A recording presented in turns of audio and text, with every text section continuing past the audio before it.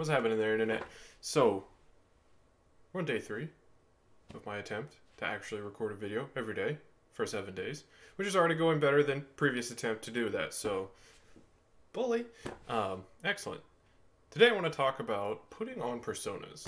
This is one of those things that is probably challenging more for the subset of human beings who are sort of closer to my predispositions in that they're sort of introverted and have this sort of really strong sense of self. What does that mean? I don't know.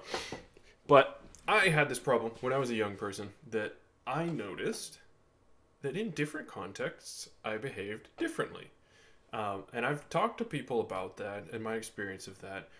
And my extroverted friends have looked at me like I was bonkers for thinking that that was a strange thing. But I had this notion when I was a young person that there was this sort of like true me, right? And that he behaved in a certain way, and that when I behaved in other ways that didn't conform with that self-image of the real, right, true me, that I was in some way being disingenuous or false.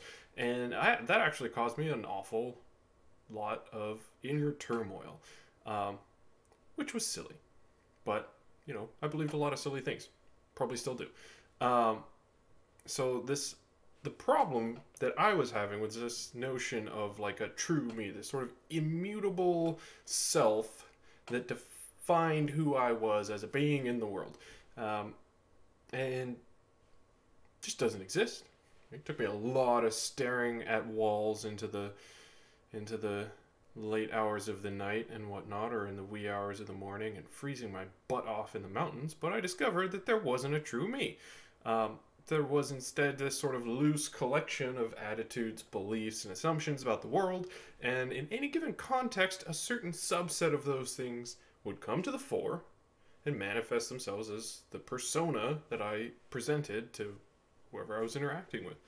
And that process, as far as I can tell, is totally natural, and that's what everybody's experiencing. For some people, it's obvious that that should be what they're experiencing. It wasn't for me. So if you're one of those people out there who's just like, oh, I just feel like I'm being fake and false and whatnot, let me assure you, it's not actually a problem, because there isn't a real you. That's this whole illusory thing that's actually set up to make you miserable. But someday I'll go into the mechanics of how and why that's a thing. In the interim, just know that it's normal. It's fine. You put on a different persona for every different context that you find yourself in, because you can't bring all of the aspects of your individual to the fore in any given moment. And so what aspects come to the fore are the sort of the ones that are called upon to manage that situation.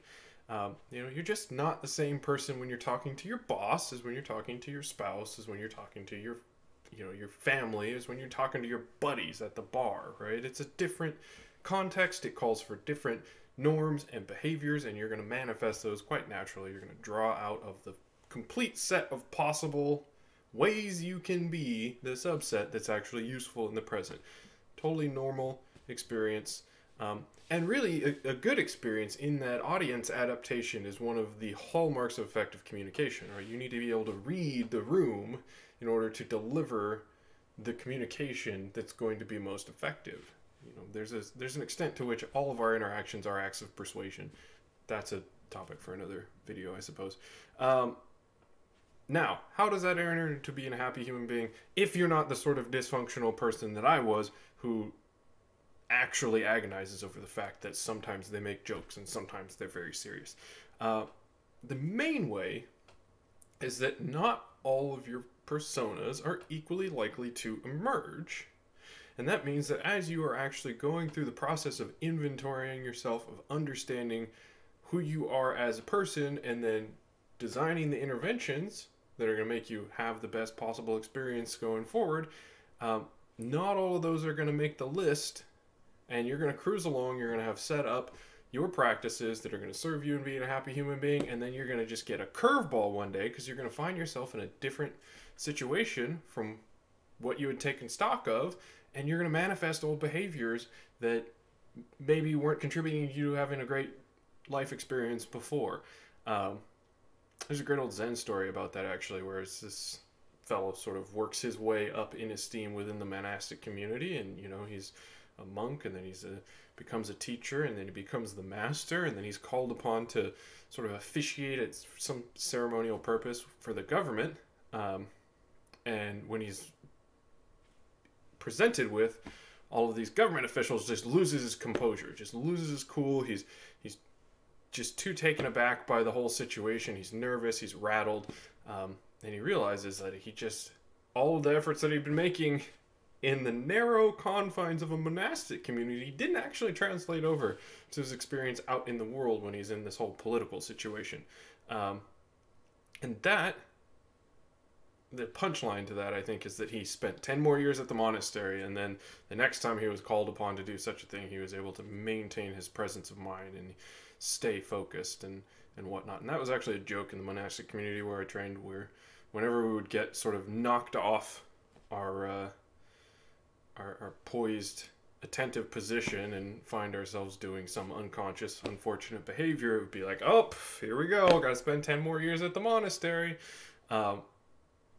But the story actually highlights this really important sort of facet of making progress, that the progress is not uniform, that as you make changes, you'll find that there are old personas that don't immediately get the new behaviors. They don't get the updates because they haven't actually manifested at a time when you are present and conscious and making the decisions to change the behaviors, right? So if the conditions in your life that cause this persona to arise haven't occurred while you were paying attention and making the effort and doing your practices, then the next time they arise, there's a pretty good chance that they're just going to lead directly into this unconscious manifestation of behavior, and it's going to be less fortunate than what you've been achieving with your practice at that time. And that can be really, really off-putting, can be really, really upsetting, because there can be the narrative that like, oh, I thought I was past this, I thought I had gotten through this, and now here I am, I'm doing the same old things. And it's like, okay, well,